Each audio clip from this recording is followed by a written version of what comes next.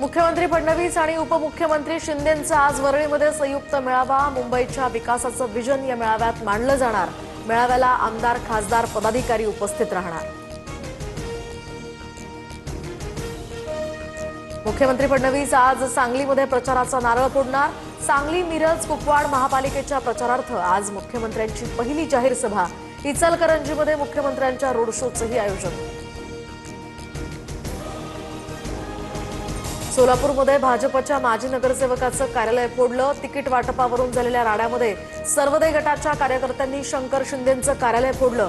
मनसेच्या बाळासाहेब सर्वदे यांची हत्या झाल्याचाही आरोप। या प्रकरणी चौघे ताब्यात।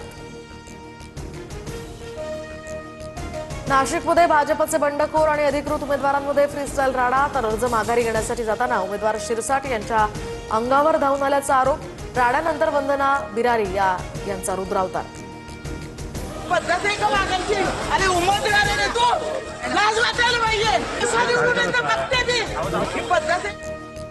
राज्यातील 29 महानगरपालिकांमध्ये 66 नगरसेवक बिनविरोध। भाजपचे 43, शिवसेनेचे 19 तर राष्ट्रवादीच्या 2 नगरसेवकांचा समावेश। तर इस्लाम पार्टी आणि अपक्षालाही प्रत्येकी 1 जागा। पुणे महापालिकेच्या 165 जागांसाठी 1165 उमेदवार रिंगणार। काल अखेरच्या दिवशी 969 उमेदवारांकडून अर्ज मागे।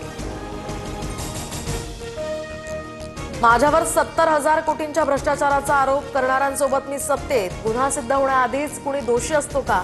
सिद्धार्थ बनसोडेंच्या प्रश्नावरून अजित पवारांचा सवाल।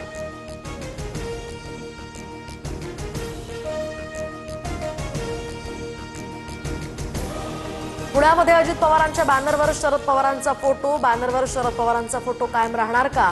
पत्रकारांचा अजित पवारांना प्रश्न। तर तुझ्या तोंडात साखर पडो, अजित पवारांचं उत्तर।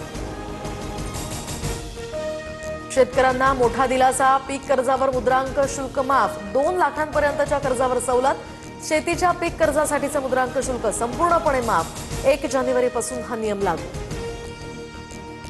देशातील डिलिव्हरी आणि कॅब ड्रायव्हर्सना आता आरोग्य विमा, अपघाती विमा आणि पेन्शन सारख्या सुविधा सुद्धा मिळणार। सोशल सिक्युरिटी कोड 2020 अंतर्गत नव्या नियमांचा मसुदा जाहीर।